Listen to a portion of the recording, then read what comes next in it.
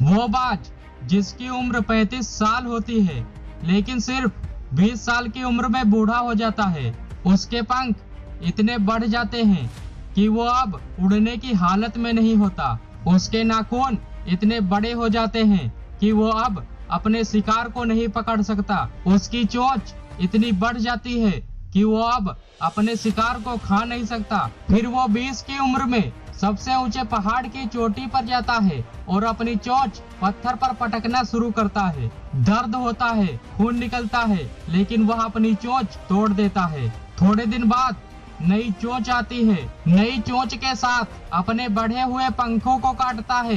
थोड़े दिन बाद नए पंख आ जाते हैं। अपने नाखून पत्थर में फंसाकर तोड़ देता है और नुकीले बनाता है और फिर नए नाखून, नए पंख और नई चोंच के साथ अपना 15 साल का जीवन गुजारने के लिए फिर से उड़ान भरता है। आज मैं आप लोगों को 6 ऐसे लेसन बताऊंगा जो हम सबको सीखने चाहिए आसमान के राजा बाज से।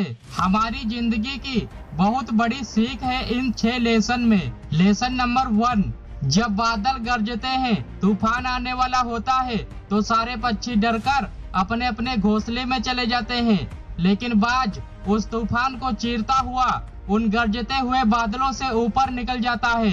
इससे हमें ये सीख मिलती है कि हमारे जीवन में कितनी ही बड़ी मुसीबत क्यों ना आ जाए, लेकिन हमें उस मुसीबत से डरना नहीं है बल्कि उससे लड़कर आगे निकलना है।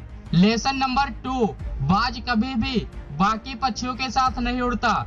जब भी उड़ेगा या तो वह अकेला होगा या तो उसके साथ बाज होंगे और वह इतनी ऊंचाइयों पर उड़ेगा जहां बाकी पक्षियों की पहुंच कभी नहीं हो सकती। कभी भी ऐसे लोगों के साथ न रहें जिनकी सोच आपसे छोटी हो, बल्कि ऐसे लोगों के साथ रहें जो आपको नीचे की ओर नहीं बल्कि ऊपर की ओर ले जाएं।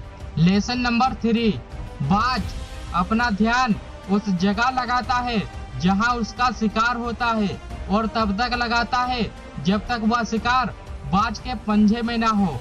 इससे हमें ये सीख मिलती है कि हमें किसी भी काम में अपना ध्यान इस प्रकार लगाना चाहिए कि जब तक उसमें सफलता नहीं मिल जाती हमारा ध्यान कहीं भी भटकना नहीं चाहिए। लेसन नंबर 4, बाज 20 साल की उम्र में बूढ़ा होने के बावजूद इतना परिश्रम करता है और बाकी के 15 साल उसी अंदाज में बिताता है। आप जीवन में कितने ही कमजोर क्यों ना हो जाएं, लेकिन कभी भी हार नहीं माननी है।